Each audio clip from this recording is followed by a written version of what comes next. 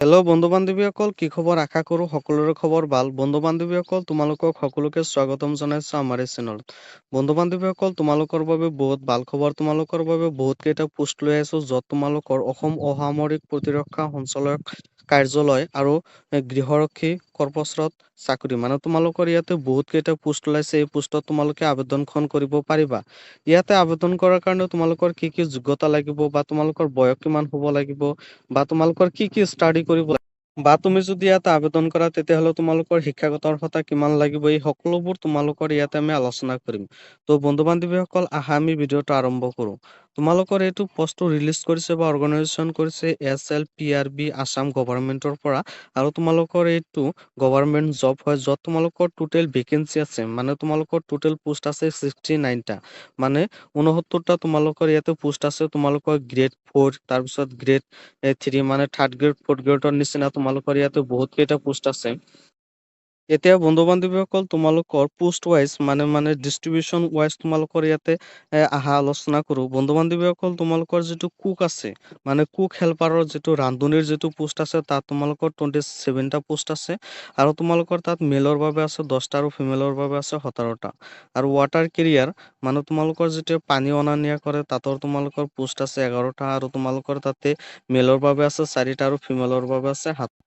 মানে বন্ধু-বান্ধৱীসকল, তোমালোকৰ ইয়াত কেটেগৰী ৱাইজ তোমালোকৰ ক'ত কিমানটা ভেকেঞ্চি আছে বা তোমালোকে ইয়াতো যদি আবেদন কৰা তেতিয়াহ'লে তুমি মেল হোৱা না ফিমেল হোৱা, তাত তোমালোকৰ কিমানটা পোষ্ট আছে, সেই সকলোবোৰ ইয়াতে আমি আলোচনা কৰি আছো। তাৰপিছত তোমালোকৰ ধুবি মানে তোমালোকৰ যিয়ে তোমালোকৰ কাপোৰ খিনি তোমালোকৰ ধুই দিয়ে, তাক তোমালোকক ধুবি বুলি কোৱা হয়। তাত তোমালোকৰ পোষ্ট আছে 8টা, আৰু তোমালোকৰ তাতে মেলৰ বাবে আছে 4টা আৰু ফিমেলৰ বাবে আছে 4টা। তাৰপিছত বাৰবাৰ যিটো তোমালোকৰ নাপিত হয়, সেই নাপিতৰ তোমালোকৰ পোষ্ট আছে 12টা, আৰু তোমালোকৰ মেলৰ বাবে আছে 6টা আৰু ফিমেলৰ বাবে আছে 6টা, মানে টোটেল তোমালোকৰ 12টা 12টা তোমালোকৰ ইয়াতে পোষ্ট।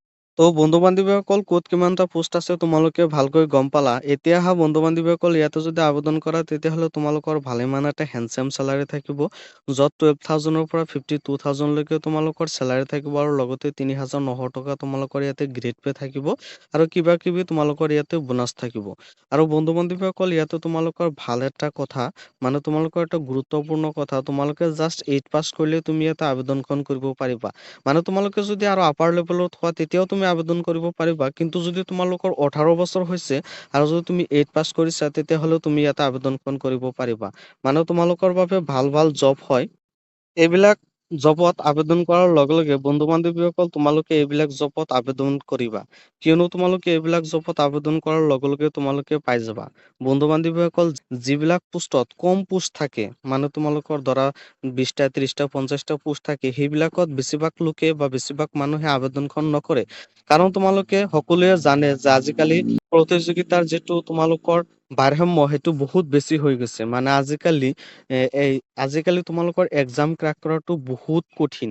সেয়েহে বন্ধু-বান্ধৱীসকল, যি পোষ্টত তোমালোকৰ কম কম পোষ্ট থাকে, মানে যিবিলাক ভেকেঞ্চিত কম কম পোষ্ট থাকে, সেইবিলাকত মানুহে বেছিভাগ এপ্লাই নকৰে। তো বন্ধু-বান্ধৱীসকল, তোমালোকে আবেদনখন কৰিবা। তোমালোকে আবেদনখন কৰিলা, চাপোজ তোমালোকে ধৰা তোমালোকে 49 জনে বা তোমালোকে 50 জনে তোমালোকে আবেদনখন কৰিলা, আৰু তোমালোকৰ তাতে পোষ্ট আছে 60টা, তেতিয়াহ'লে তোমালোকৰ আৰু 10 জন কমে পৰিব। তো বন্ধু-বান্ধৱীসকল, ইয়াতে বা এইবিলাক পোষ্টত যিহেতু বেছি সংখ্যক লোকে আবেদন নকৰে, সেয়েহে বন্ধু-বান্ধৱীসকল তোমালোকে অতি সহজতে পাই যাবা। এতিয়া বন্ধু-বান্ধৱীসকল, ইয়াতে যদি তুমি আবেদন কৰা তেতিয়াহ'লে তোমালোকৰ বয়স কিমান হ'ব লাগিব। ইয়াতে যদি তুমি আবেদন কৰা তেতিয়াহ'লে তোমালোকৰ ন্যূনতম বয়স 18 বছৰ আৰু মেক্সিমাম 40 ইয়াৰ্ছ। মানে তোমালোকৰ ইয়াত আৰু এটা কথা কৈ দিছে, 1/1/2026 চনৰ ভিতৰত, মানে আগত তোমালোকৰ 18 বছৰ হ'ব লাগিব, তেতিয়াহে তুমি ইয়াতে আবেদনখন কৰিব পাৰিবা। তাৰপিছত তোমালোকে ইয়াতে যদি আবেদন কৰে তেতিয়াহ'লে ইণ্ডিয়ান চিটিজেন হ'ব লাগিব, মাষ্ট বি, আৰু পাৰ্মানেণ্ট ৰেচিডেণ্ট অফ আছাম মানে অসমৰ বাসিন্দা হ'ব লাগিব, তেতিয়াহে তুমি ইয়াতে আবেদনখন কৰিব পাৰিবা। তাৰপিছত তোমালোকৰ যিটো এমপ্লয়মেণ্ট এক্সচেঞ্জ চাৰ্টিফিকেট আছে, সেইটো তোমালোকৰ থাকিব লাগিব। তাৰপিছত কেণ্ডিডেট মাষ্ট স্পীক এছামিছ অৰ এনি আদাৰ ষ্টেট লেংগুৱেজ। তাৰ মানে তোমালোকৰ ইয়াতে এছামিছ লেংগুৱেজটো তোমালোকৰ জানিব লাগিব, মানে বাধ্যতামূলক এছামিছ লেংগুৱেজটো তোমালোকৰ শিকিব লাগিব। মানে আজিকালি সকলোৱে এছামিছ লেংগুৱেজটো ক'বও পাৰে বা বুজিবও পাৰে বা তোমালোকে লিখিবও পাৰিবা। তাৰপিছত বন্ধু-বান্ধৱীসকল ইয়াতে যদি তুমি আবেদন কৰা তেতিয়াহ'লে তোমালোকৰ ফিজিকেল ষ্টেণ্ডাৰ্ডৰ বিষয়ে আলোচনা কৰিছে। তুমি যদি মেল হোৱা আৰু জেনেৰেল OBCৰ বাবে তোমালোকৰ 160 চেণ্টিমিটাৰ হ'ব লাগিব আৰু ফিমেলৰ বাবে তোমালোকৰ 150 চেণ্টিমিটাৰ মানে জেনেৰেল OBC SCৰ বাবে ইয়াতে কথা কৈছে বা উল্লেখ কৰিছে। তাৰপিছত তোমালোকৰ চিষ্ট মানে তোমালোকৰ বুকু নৰ্মেলি তোমালোকৰ 80 চেণ্টিমিটাৰ হ'লেই হৈ যাব মেলৰ বাবে। ফিমেলৰ ফিমেলৰ কোনো ধৰণৰ চিষ্ট গণনা কৰা নহয় নাইবা তোমালোকৰ মেজাৰমেণ্ট কৰা নহয়। ইয়াতে জাষ্ট মেলৰ বাবেহে মেজাৰমেণ্ট কৰা হয়। তাৰপিছত medical fitness must be free from chronic illnesses and physical deformities মানে তোমালোকৰ ইয়াতে কৈছে তোমালোকৰ ফিজিকেলি চব ঠিক-ঠাক থাকিব লাগিব আৰু মেডিকেলত তোমালোকে পাছ কৰিব লাগিব। মেডিকেলতো তোমালোকৰ চব ঠিক-ঠাকেই থাকিব লাগিব। তাৰপিছত তোমালোকৰ the requirement is simple and skill based মানে তোমালোকৰ কেনেকৈ চিলেকশ্যন প্ৰচেছখন হ'ব। প্ৰথমতে তোমালোকৰ ডকুমেণ্টছ এণ্ড বায়'মেট্ৰিক ভেৰিফিকেশ্যন হ'ব। তাৰপিছত তোমালোকৰ মেডিকেল এক্সামিনেশ্যন মানে তোমালোকৰ মেডিকেল টেষ্ট হ'ব। তাৰপিছত ফিজিকেল ষ্টেণ্ডাৰ্ড টেষ্ট মানে তোমালোকৰ দৌৰ, তাৰপিছত তোমালোকৰ যিটো হাইট আছে সেইটো তোমালোকৰ জুখিব। তাৰপিছত তোমালোকৰ এটা এক্সাম থাকিব য'ত তোমালোকৰ 50 মাৰ্কৰ এটা এক্সাম থাকিব আৰু তোমালোকৰ ইয়াতে জাষ্ট তোমালোকৰ 33% মানে তোমালোকৰ 50ৰ ভিতৰত 17 মাৰ্ক পালে তোমালোকে ইয়াতে কোৱালিফাই হৈ যাবা। তাৰপিছত বন্ধু-বান্ধৱীসকল তোমালোকৰ ইয়াতে এটা ভাল খবৰ, তোমালোকৰ ইয়াতে কোনো ধৰণৰ ফিজ কাটিব নালাগে আৰু তোমালোকৰ ইয়াতে কেনেকৈ আবেদনখন কৰিবা। ইয়াতে আবেদন কৰাৰ কাৰণে তোমালোকে যিটো তোমালোকৰ ৱেবছাইট বা তোমালোকৰ যিটো লিংক দিয়া আছে তোমালোকে লিংকত ক্লিক কৰি তাৰপিছত এপ্লিকেশ্যন ফৰ্ম বুলি লিখা আছে তাতে তোমালোকে ক্লিক কৰি দিবা।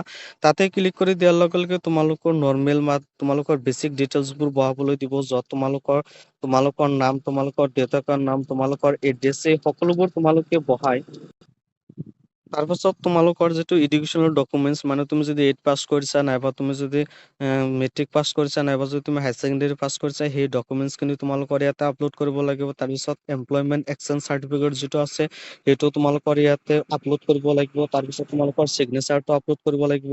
এই সকলোখিনি আপলোড কৰাৰ পিছত তোমালোকৰ ফাইনেল ছাবমিট যিটো আছে সেইটো তোমালোকে ফাইনেল ছাবমিটত ক্লিক কৰি দি দিবা।